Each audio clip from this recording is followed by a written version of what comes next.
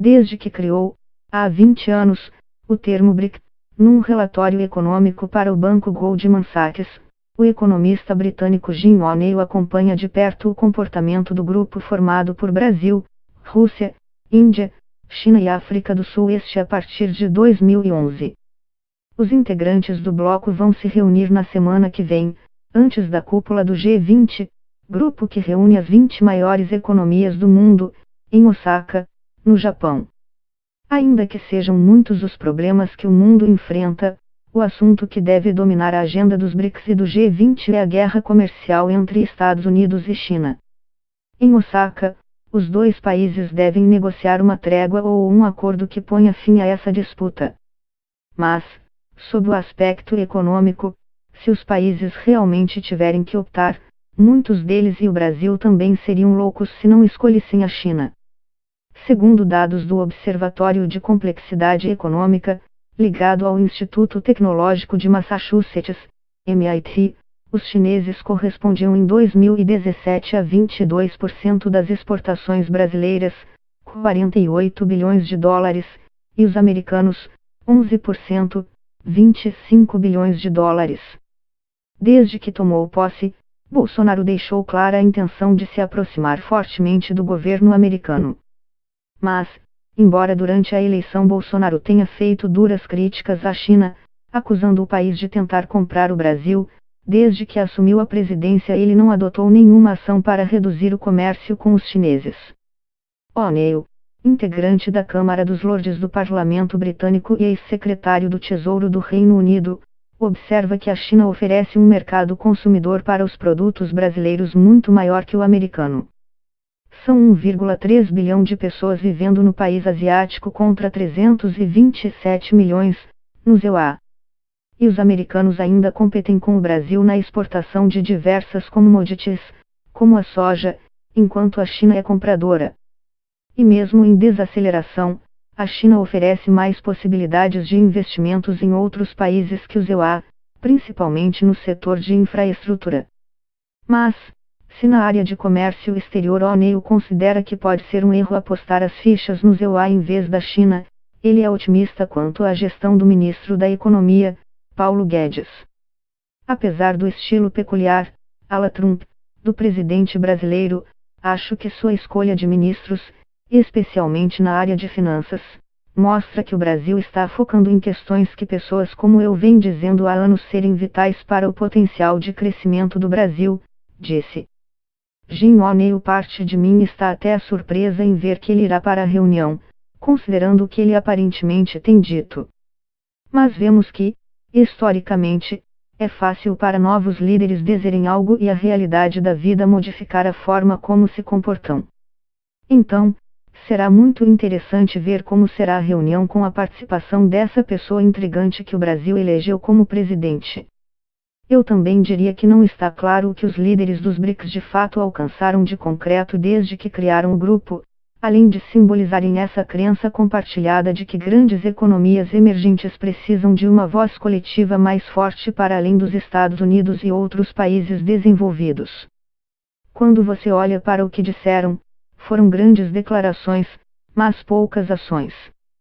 Eles deveriam se perguntar o que foi feito, entre eles, que resultou em maior crescimento econômico para os países dos BRICS, em conjunto ou individualmente. Talvez o surgimento de um líder não convencional possa mudar a forma como o grupo opera. Não tenho grandes expectativas. Como a pessoa que criou o termo, tenho o melhor dos interesses em ver os BRICS prosperarem, mas gostaria de ver o bloco mais focado e menos generalista. O'Neill. Do lado econômico, certamente é o caso. Só 2 dos 4 integrantes originais e, se você incluir a África do Sul, só 2 dos 5 países membros tiveram um desempenho econômico próximo do que eu previ originalmente. Brasil e Rússia tiveram uma década extremamente decepcionante. E a África do Sul, que eu nunca achei que deveria ser incluída no grupo, tem estado próxima à recessão desde que entrou para o grupo. Então, compreendo por que algumas pessoas dizem isso, que os BRICS estão morrendo. Mas os BRICS simbolizam algo muito importante para todos os membros. China e Índia têm muitas discordâncias e raramente se reúnem fora dos BRICS. É interessante ver que o presidente Xi Jinping parece satisfeito em aceitar dialogar com a Índia no âmbito dos BRICS, porque o grupo simboliza o crescimento do mundo emergente. Portanto, acho improvável que os BRICS desapareçam enquanto China, Índia e Rússia estiverem onde estão. E, por causa de Donald Trump e da disputa com a China, acredito que os chineses e russos, em particular, podem passar a dar aos BRICS uma importância ainda maior do que quando ele foi criado 20 anos atrás. Oh, Neil, com certeza não. Eu acho que, entre as várias razões pelas quais eu criticaria Trump, não é razoável que os Estados Unidos forcem os países a tomarem esse tipo de decisão estúpida. O mundo precisa acomodar tanto Estados Unidos quanto China. É uma bobagem seguir esse caminho. Sob o aspecto econômico, se os países realmente tiverem que optar, muitos deles, e acho que o Brasil também, seriam loucos se não escolhessem a China. A China se tornou muito mais importante para esses países no caso do Brasil pela compra de commodities brasileiras do que os Estados Unidos. Não é razoável que o Brasil tenha que fazer uma escolha e não seria lógico para o Brasil optar pelos Estados Unidos em vez de China. Não seria razoável nem para o Reino Unido fazer essa escolha, imagine para o Brasil. Oh, Neil, simbolicamente, se o Brasil entrar para a OCDE, isso será um reconhecimento ou um certificado de uma nação mais sofisticada. Mas isso não influencia em nada em tornar o Brasil uma economia mais forte ou numa sociedade mais rica, se não forem adotadas as políticas necessárias. E é claro que, para crescer, é importante que o Brasil continue a vender o que precisa vender para os grandes mercados, particularmente a China. Não consigo acreditar que o presidente brasileiro chegue ao ponto de antagonizar deliberadamente com a China a ponto de criar uma disputa comercial própria. Oh, Neil, assim como não está claro para mim o que os líderes dos BRICS alcançaram, também não está claro para mim que o G20 tenha alcançado alguma coisa desde 2009. O país cede e introduz seus tópicos e isso ganha alguma atenção em conjunto com o tópico do momento, no caso a guerra comercial, e em 2 anos esse assunto já sai da agenda. Então, se o Brasil terá algum destaque ou será propriamente ouvido no G20, na minha opinião, não é uma questão importante. O G20 está em risco de perder sua influência coletiva. É o grupo adequado para a discussão dos grandes problemas mundiais, mas por muitos anos tem feito declarações, mas não ações em relação ao que é dito. Oh, Neil, as áreas em que seria demandado um papel mais proeminente do Brasil estariam relacionadas a questões ambientais, mudanças climáticas, segurança alimentar e a discussão sobre riscos globais à saúde causados pela resistência a antibióticos, por causa do uso de antibióticos na agricultura. Oh, Neil, as pessoas esquecem, mas eu dizia com frequência nos primeiros anos do conceito dos BRICS, quando todas essas economias iam muito bem, em especial o Brasil, que não conseguiríamos testar a probabilidade de o Brasil emergir como uma grande economia de classe média até que se livrasse da dependência na exportação de commodities, produtos primários, não industrializados. As sementes dos problemas atuais do Brasil estão na queda dos preços das commodities, no início dessa década. O Brasil ainda precisa demonstrar que pode se liberar da necessidade de preços elevados de commodities no mercado internacional. Por isso, algumas políticas defendidas pelo ministro da Economia do Brasil, como a aprovação da reforma da Previdência, são tão importantes para o futuro econômico do Brasil. Oh, Neil, com certeza. Nesses 20 anos de BRICS ficou demonstrado que o Brasil sofre as consequências da maldição das commodities e precisa se esforçar muito mais, e Austrália e Canadá são exemplos de que isso é possível para garantir que as sociedades sobrevivam à volatilidade do preço das commodities. Oh, Neil, embora eu compartilhe da crença de que estamos numa era de crescimento cada vez maior da influência de países asiáticos, isso ainda não é uma certeza.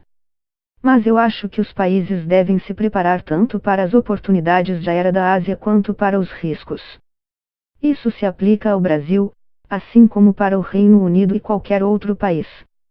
É importante tentar manter e melhorar as relações bilaterais com China, Índia, Indonésia e Vietnã, porque eles parecem ter algumas décadas de prosperidade pela frente e tendem a se tornar mercados consumidores importantes e investidores.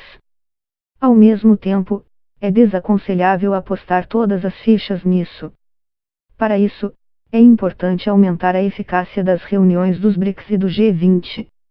Os Estados Unidos continuarão importantes, e China e outros países asiáticos se tornarão mais importantes relativamente ao restante do mundo. Neil, só se passaram 6 meses, então precisamos de mais tempo para fazer uma análise. Apesar do estilo peculiar trumpesco do presidente brasileiro, acho que sua escolha de ministros, especialmente na área de finanças, mostra que o Brasil está focando em questões que pessoas como eu venho dizendo há anos que são vitais para o potencial de crescimento do Brasil. O Brasil deve fazer mais para criar um ambiente que favoreça investimentos do setor privado, retirando a concentração de investimentos do setor público e do setor de commodities. É um país de cerca de 200 milhões de habitantes. É número suficiente para gerar uma considerável atividade econômica interna, como é o caso dos Estados Unidos, Japão, Alemanha e China. Mas isso só acontece se você gerar ambiente para empresas assumirem risco e fazerem investimentos. E, para isso, é preciso haver uma estratégia fiscal coerente, com redução dos gastos do governo e um ambiente de menor inflação e juros. Isso pode ocorrer se a reforma Previdência for aprovada. Neil, parte do dilema do Brasil vem exatamente do fato de ele ter sido protecionista. A participação do Brasil no comércio internacional, fora do âmbito da venda de commodities, é muito pequena. Protecionismo é a última coisa que o Brasil deve fazer. Os Estados Unidos ainda são a maior economia do mundo, mas para quase metade dos países do mundo, o Brasil inclusive, a China é a maior compradora dos produtos exportados. O fato de os Estados Unidos estarem adotando essa estratégia protecionista não significa que os outros países devem copiar, muito menos o Brasil. Neil, infelizmente, o que deve dominar o G20 são as discussões paralelas entre Trump e Xi Jinping sobre a guerra comercial. Trump sempre parece querer viver no mundo de acordos bilaterais, o que eu acho que é inapropriado, mas ele deve fazer o mesmo no G20.